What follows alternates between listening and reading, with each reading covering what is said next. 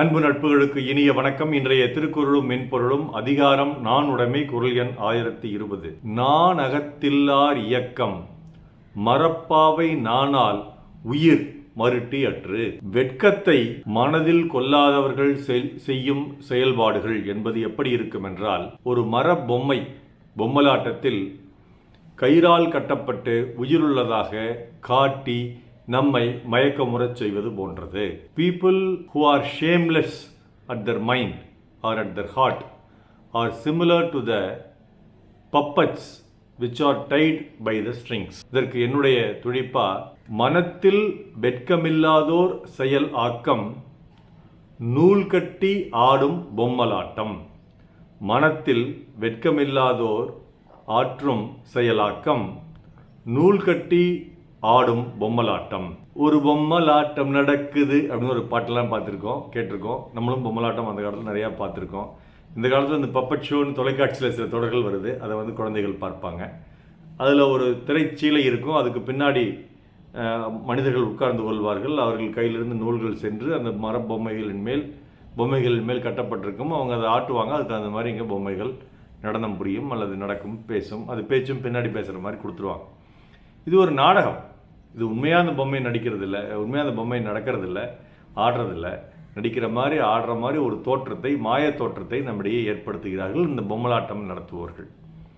அப்படி மனதில் வெட்கமில்லாமல் செயலாற்றுகிறார்கள் அல்லவா, அவர்கள் நடக்கும் நடை, அவர்கள் செய்யும் செயல்கள், அவர்கள் போடும் கூப்பாடுகள், இது எல்லாமே ஒரு நாடகம் மாதிரி தான் இருக்குமே ஒழிய ஒரு உயிருடன் இருக்காது அப்படின்னு ஐயனுங்க சொல்கிறார்.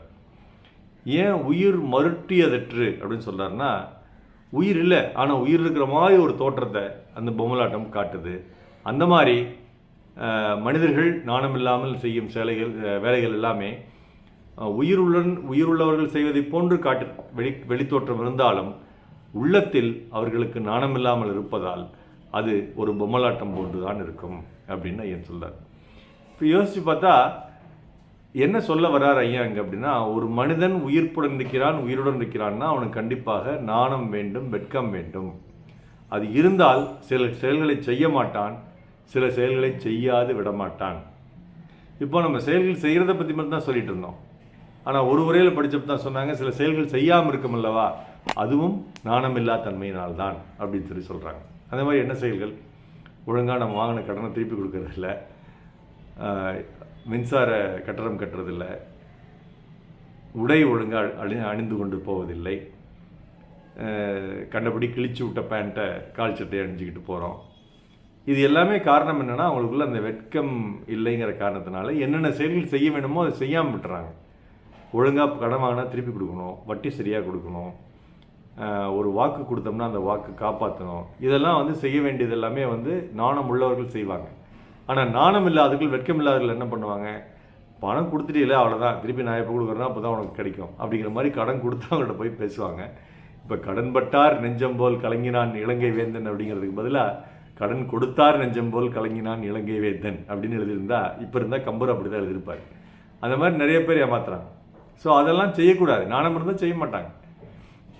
அதே மாதிரி மற்ற விஷயங்களும், இது செய்யக்கூடாதுன்னு எது வகுக்கப்பட்டிருக்கிறதோ அந்த செயல்களை நாணம் உள்ளவர்கள் செய்ய மாட்டார்கள், நாணம் இல்லாதவர்கள் செய்வார்கள்.